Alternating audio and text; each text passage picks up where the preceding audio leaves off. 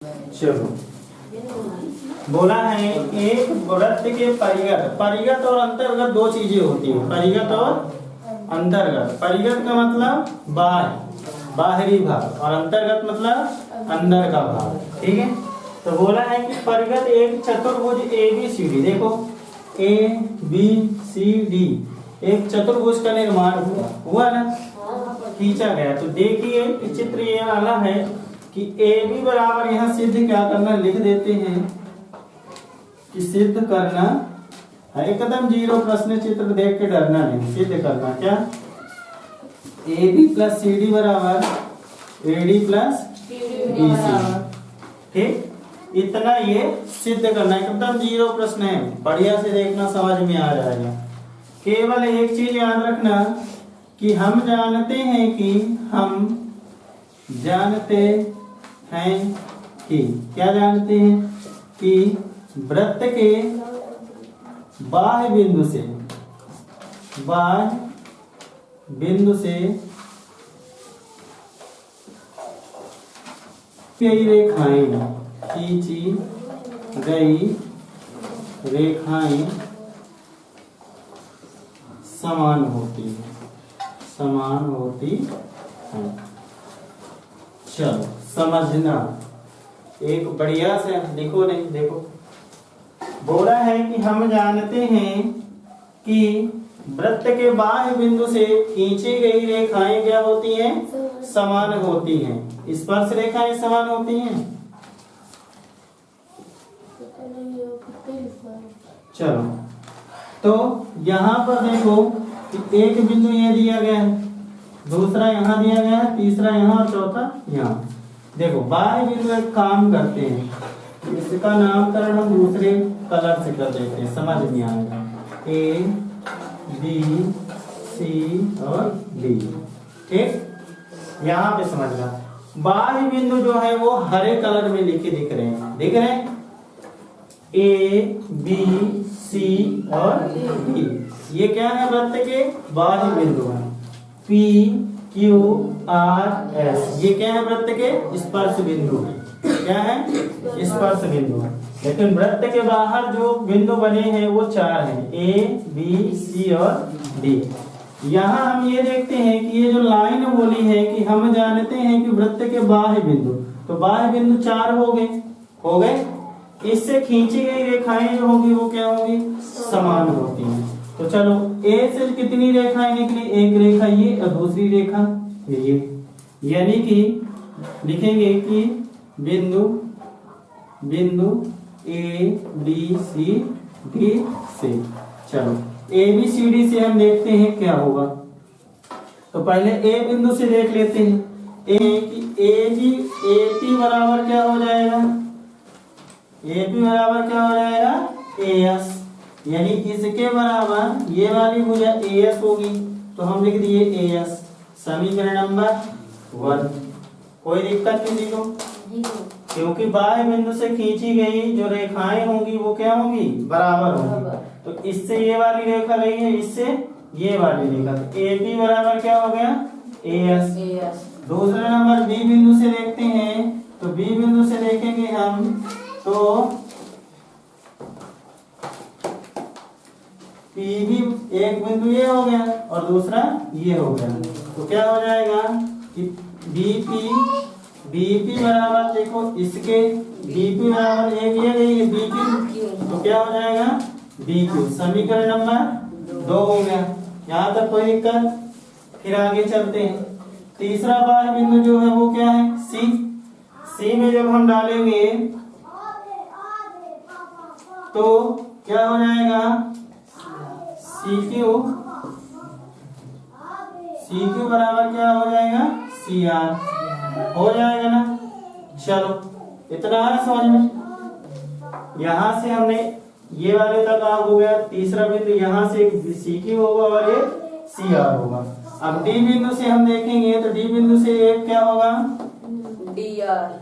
DR और एक होगा DS। तो DS बराबर क्या हो जाएगा,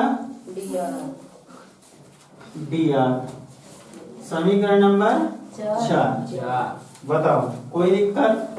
चारों बाह्य बिंदुओं से हमने क्या किया, जितने जो बाह्य रेखा, फिर से समझना, ए से हमने दो रेखाएं खींची, एक एपी हो गई और एक एएस, दोनों क्या होंगी, बराबर होंगी, दोनों बराबर लिख दिए समीकरण नंबर 1 हो गया। फिर चलते हैं बाह्य बिंदु बी से, तो बी से एक रेखा पी है और एक क्यू है, तो बीपी बराबर बीक्यू हो गया।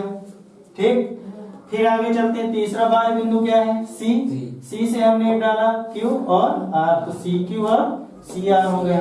फिर बाह्य बिंदु चौथा जो है वो डी है, तो डी आर और डी एस हो गया। 4 समीकरण बन गए।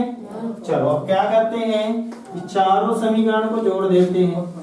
समीकरण 1, 2, 3 और 4 को जोड़ने पर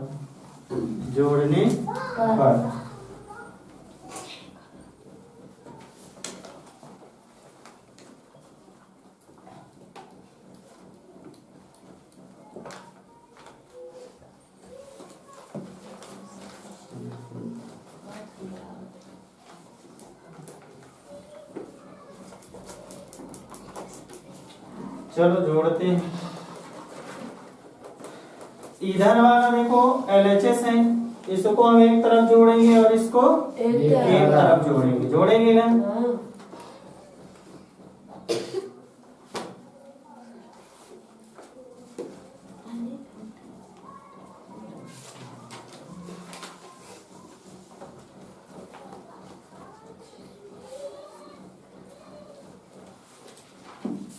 एक काम करो, इसको थोड़ा ये उल्टा लिख गया, ठीक है, सी आर इधर लिख लेते हैं, सी आर बराबर सी क्यू, ठीक, और डी आर बराबर D S.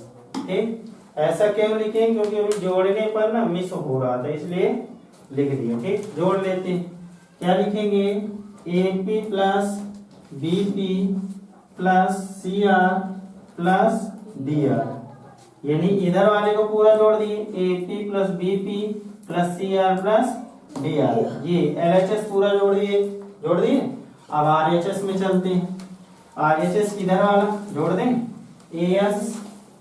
As plus BQ plus CQ और plus DS.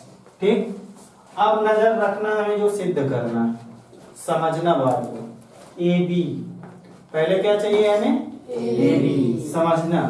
AP plus BQ को, अगर बीपी को हम जोड़ दें, समझो, एपी और बीपी को अगर हम इन दोनों को जोड़ दें तो क्या ए बी भुजा प्राप्त हो रही है, हो रही ना, यहाँ समझना। ठीक है, यहाँ पर ए बी है और बीच में क्या है, पी बिंदु है, तो ए पी प्लस बीपी, यानी कि एपी प्लस पीबी हमने दोनों को जोड़ दिया है, इसको और इसको, तो पूरी भुजा ए बी प्राप्त हो गई। तो यहाँ इसकी जगह हम क्या लिख देंगे, ए बी प्लस, यहाँ पर देखो C R plus D R, कहाँ पर है, सी आर और डी आर, अगर ऐसे ही हमने सी आर और डी आर को जोड़ दिया तो क्या सी डी भुजा प्राप्त हो गई कि नहीं, हो गई। तो यहाँ हमने इसकी जगह क्या लिख देंगे, सी डी। चलो एक तरफ का तो देखो सिद्ध हो गया, दूसरी तरफ एडी देखते हैं, एएस, अगर एडी हमें सिद्ध करना है तो एडी देखो ये है, यानी कि एएस और डीएस होना चाहिए, तो एएस और देखो डीएस यहाँ पर है, प्लस चिन्ह है, इनको हम एक साथ पहले लिख देते हैं। ठीक है, एएस प्लस डीएस, फिर बीक्यू प्लस सीक्यू, समझना, A B plus C D बराबर एएस प्लस डीएस, दोनों को जोड़ देंगे तो एडी भुजा प्राप्त होगी, हो गई, प्लस इसकी जगह एडी प्राप्त होगी, बीक्यू प्लस सीक्यू, बीक्यू और सीक्यू, इन दोनों भुजाओं को जोड़ेंगे तो सीबी भुजा प्राप्त होगी ना, बीसी भुजा, तो ये बीसी भुजा प्राप्त हो गई। और यही चीज हमें क्या करना था, सिद्ध करना था। आ गया समझ।